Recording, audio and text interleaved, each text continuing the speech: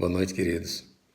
Que a graça e a paz do nosso Deus, ela seja triunfante em nossa vida e que possamos continuar confiando, porque fiel é aquele que fez a promessa. E sabemos, meus amados, que sobre todas as circunstâncias, Deus é Deus, nada foge do controle dele. Todas as coisas estão sob os olhares do Senhor. E se ele permitiu toda essa calamidade no mundo, é porque certamente ele tem um propósito. Se olhar, ele está sobre o justo, sobre o injusto. A Bíblia diz que ele derrama o sol e a chuva sobre ambos, mas o mais importante é que ele procura, nos dias de hoje, pessoas que realmente queiram compromisso com ele, adoração, principalmente nos momentos da adversidade, né? E hoje nós somos convidados a buscar mais a Deus. A Bíblia diz: buscar-me-eis e me achareis, quando me buscares de todo o vosso coração. E Jeremias ainda nos conclama, né? Ele diz: clama a mim, responder-te-ei e anunciar-te-ei coisas grandes e ocultas que não sabes. Então o desejo de Deus, amados, é que nós tenhamos íntima comunhão com Ele. É que nós possamos ser filhos que estejam totalmente ligados com Ele. Nosso Deus é um Deus ciumento. Eu imagino que eu e você muitas vezes nos tornamos relapsos quanto à oração, quanto à leitura, quanto ao devocional, quanto ao jejum. E em momentos da nossa vida nos passamos, né? Esquecemos que estamos aqui por uns dias, assim como um sopro, mas que um dia todos nós iremos prestar contas ao nosso Deus. E a nossa pergunta é: como está a sua esperança hoje diante dessas circunstâncias? Você continua crendo? Você continua convicto? Independente das circunstâncias atuais, como está a sua fé hoje? Quem é você hoje diante de Deus? O medo, o pavor, a sombra da morte? O salmista Davi, ele diz: ainda que eu andasse pelo vale da sombra da morte, eu não temeria mal algum, porque tu, Senhor, estás comigo. A tua vara e teu cajado me consolam. Mas interessante, queridos, é que em momentos como esse é momento de reflexão. É o momento de nós pararmos, analisarmos o que já fizemos, o que deixamos de fazer, como podemos melhorar para com o ser humano, com o próximo, com os nossos. E nesse momento é um momento que precisamos realmente procurar um pouco mais de intimidade com Deus. Vamos aproveitar esse momento e refletir um pouco na palavra. Estava meditando aqui e li o texto que está escrito em Isaías, capítulo 26, o versículo 20. O texto diz: vai, povo meu, entra nos teus quartos, fecha as tuas portas sobre ti, esconda-te só por um momento, até que passe a ira. E algumas versões dizem até que passem as calamidades. Mas o convite é para que nós possamos entrar no nosso quarto, entrar nos nossos aposentos, fechar a porta. E sozinho temos aquele momento de comunhão com Deus. Aquele momento que nos leva ao choro, aquele momento que nos leva ao arrependimento, aquele momento que nos leva a desejar mais de Deus, a querermos mais intimidades com o Espírito Santo. Mas momentos difíceis, meus queridos, biblicamente a gente encontra vários contextos em que o povo de Deus sempre passou dificuldades e sempre passaram adversidades. E o mais interessante é que no meio das calamidades, das adversidades, o que Deus quer é só uma coisa: que a gente clame a Ele, que a gente busque a Ele, que a gente queira confiar e depender totalmente dEle. Em Jeremias, no capítulo 29, a Bíblia também nos diz: porque eu bem sei os pensamentos que penso de vós, diz o Senhor, pensamentos de paz e não de mal, para vos dar um fim que esperais. Então me invocareis ireis e orareis a mim, e eu vos ouvirei. E buscar-me-eis e me achareis, quando me buscareis de todo o vosso coração. E serei achado de vós, diz o Senhor, e farei voltar os vossos cativos e congregar-vos-ei de todas as nações e de todos os lugares para onde vos lancei, diz o Senhor, e tornarei a trazer-vos a um lugar onde vos transportei. Primeiro, querido, o que nós vemos nesse texto aqui, ou que nós podemos aprender, é que Deus nunca vai querer o nosso mal. A Bíblia nos diz, Romanos capítulo 8, versículo 28, e sabemos que todas as coisas cooperam para o bem daqueles que amam a Deus, daqueles que são chamados segundo o seu decreto. Então, a primeira coisa que eu tenho que entender, o que está acontecendo, de uma forma ou de outra, é para o meu bem. Deus está trabalhando comigo. Eu tenho que entender que um propósito de Deus é falar diretamente comigo. Eu não posso jogar responsabilidade para o ímpio ou para o outro. Eu tenho que entender que Deus, nessa circunstância, Ele está falando comigo. Ele está querendo mais de mim. Eu preciso entender que hoje é o tempo de eu buscar mais a Deus. E o texto diz que o pensamento para comigo do Senhor é de paz. Então veja que Deus sempre terá algo novo e algo melhor para mim. Eu sempre tenho que entender que Deus, como arquiteto, construtor, Ele sempre está projetando o melhor para a minha vida e para a sua vida.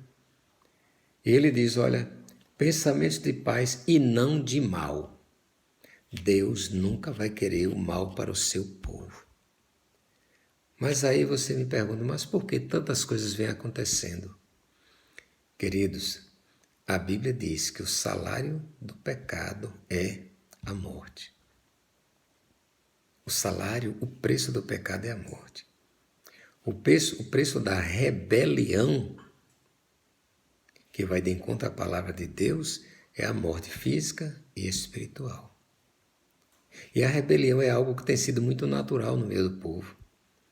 As pessoas querem Deus e ao mesmo tempo querem viver de acordo com o que eles pensam que é o correto. Eles querem um Deus que fique adequado ao seu modo de vida e vai tudo bem.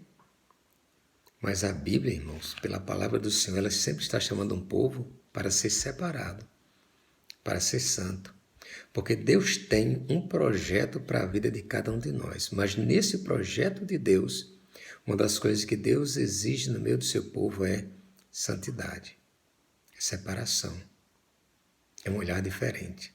É um linguajar diferente. É uma vida diferente. É uma vida que chama a atenção das outras pessoas. E o contexto nos mostra que ele diz para vos dar um fim que esperais. Todos os dias, irmãos, nós esperamos coisas boas para a nossa vida. Nós esperamos novas oportunidades. Nós queremos mais, nós queremos vencer, nós queremos prosperar, nós queremos muito. Mas a grande pergunta é, qual o percentual de Deus nos meus propósitos? Deus pode estar presente em tudo que eu desejo, em tudo que eu tenho, em tudo que eu faço, ou somente parcial. Ele quer ser o Deus por inteiro na minha vida. Enfim, ele diz, então me invocareis e ireis, e orareis a mim, e eu vos ouvirei. Primeira coisa, eu tenho que invocar. Eu tenho que invocar o Deus de Abraão, o Deus de Isaac, o Deus de Jacó. Eu tenho que invocar. Ele diz que ele virá quando eu invocar. Ele diz, e orareis a mim, e eu vos ouvirei. Deus está querendo ouvir a tua oração. Deus está querendo ouvir a tua voz. Deus está querendo ouvir o teu clamor. Deus está querendo que você expresse aquilo que arde dentro da sua alma. Deus nos convida para falar com Ele. Eu me lembro do privilégio que Adão tinha, né? A Bíblia nos diz que na virada do dia, Todos os dias Deus estava ali com Adão, imagina o privilégio. Mas, meus queridos, existe uma particularidade em Deus, é que Ele ama o pecador, mas Ele abomina o pecado. Enquanto Adão estava sob a orientação de Deus, estava tudo bem. Mas quando ele desobedeceu, ele por si só descobriu o peso do pecado. E ele foi se esconder, porque o pecado não resiste à presença de Deus. O Espírito Santo, quando habita dentro de nós, ele só pode trabalhar, ele só pode nos moldar quando nós estamos enquadrados na palavra de Deus. A lei da física diz que os corpos não ocupam o mesmo espaço. Então o Espírito Santo não pode habitar e trabalhar no corpo que pratica o pecado. É um corpo que vive praticando coisas abomináveis diante do Senhor. Deus, ele quer trabalhar individualmente. O Espírito Santo, ele veio exatamente suprir as nossas necessidades espirituais. Em João 14, 26, a Bíblia diz que o Espírito Santo vos lembrará e vos fará lembrar das coisas que vos tenho dito. Só que o Espírito Santo de Deus, ele é sensível. E por isso que a Bíblia diz, e não entristeçais o Espírito Santo de Deus, pelos quais estáis selados para o dia da redenção. Quando nós falamos alguma palavra que fere, entristecemos o Espírito.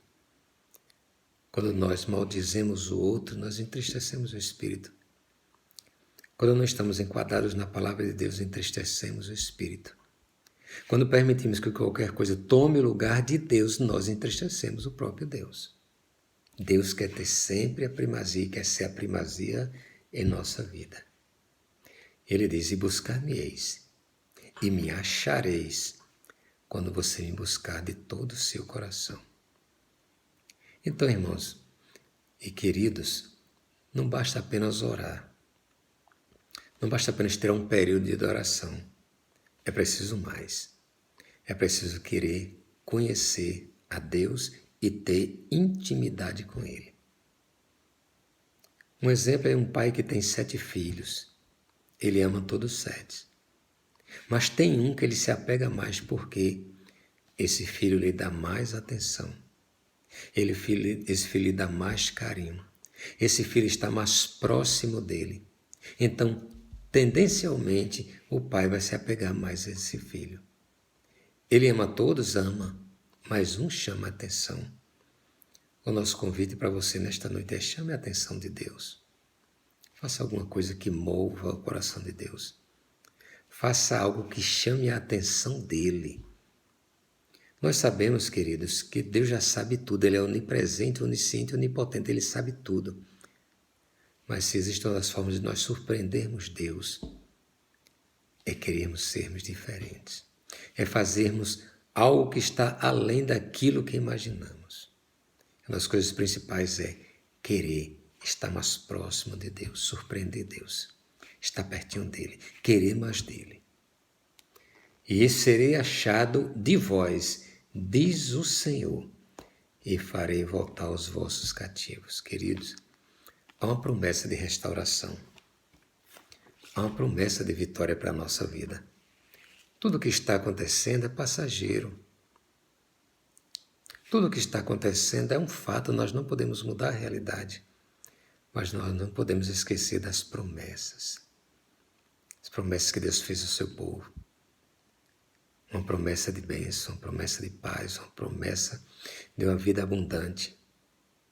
Uma promessa em que quando Cristo veio aqui na terra, Ele nos deixou esta palavra para que nela pudéssemos meditar de dia e de noite. E é na palavra de Deus, meus queridos, que nós encontramos o refúgio. A Bíblia diz, Deus é o nosso refúgio e fortaleza. E é o nosso socorro bem presente na hora da tribulação. O texto de Isaías, ele nos convida a entrar dentro do quarto, a fechar nossa porta, a orar, até que passe essa calamidade. E Jeremias nos traz outro conselho. Ele mostra que Deus tem um pensamento ao nosso respeito. É lógico, querido, que essa situação, eu creio que está apertando o coração de Deus, porque Ele está vendo muita gente sofrendo. mas as necessidades humanas, quem sabe é Deus.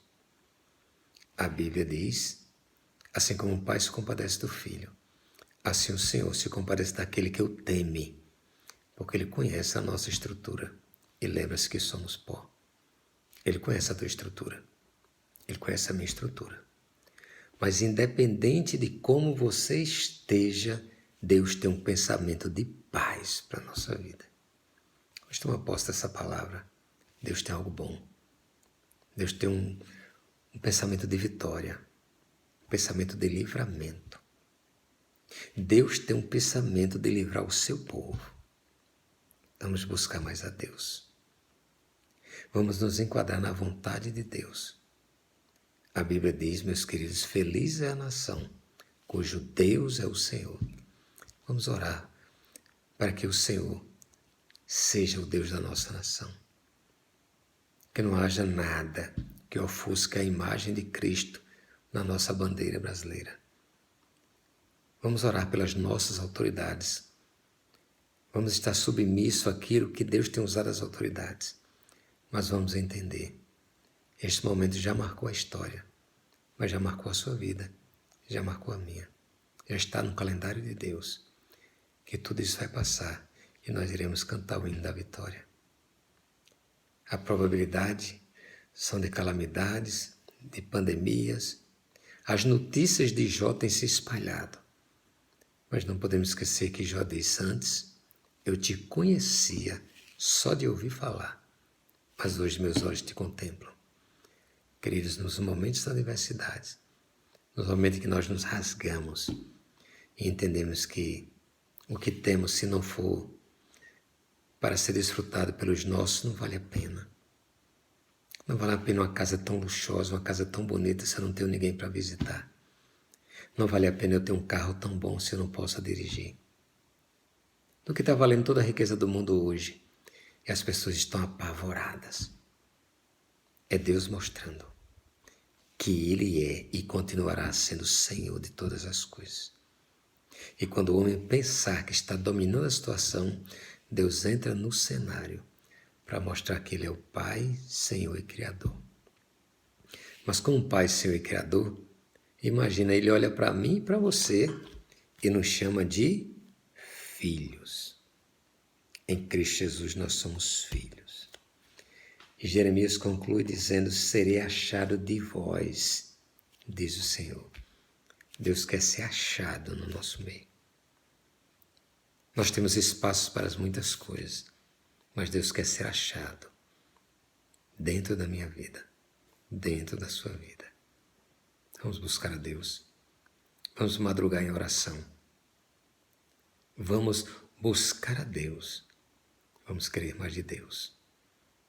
E buscar-me-eis, e me achareis, quando me buscardes de todo o vosso coração. Que o Espírito Santo de Deus te convoque nesse momento a querer ter o seu momento de intimidade com Deus. Não por conta dessas circunstâncias, mas pelo prazer que você precisa ter em buscar a Deus, em ter um tempo separado só para falar com Deus. Em ter o seu tempo de estar em casa para falar com Deus. Aproveite, vamos começar a treinar e vamos ter os nossos espaços para Deus dentro da nossa casa e dentro da nossa vida. Que Deus em Cristo Jesus nos dê esse entendimento. Que o pensamento de Deus para mim e para você é pensamento de paz, mas Ele nos convida a buscá-lo de todo o nosso coração. Deus nos abençoe e nos dê um sono maravilhoso, abençoador. Que possamos ter visões, revelações, sonhos proféticos daquele Deus, o qual que nós aguardamos. E ao ouvirmos aquela trombeta soar, o meu e o seu nome. Essa é a nossa maior esperança. Temos o nosso nome escrito no livro da vida e estamos aqui cientes para receber o abraço do nosso Pai. Boa noite. Deus continue te abençoando. Em nome de Jesus. Amém.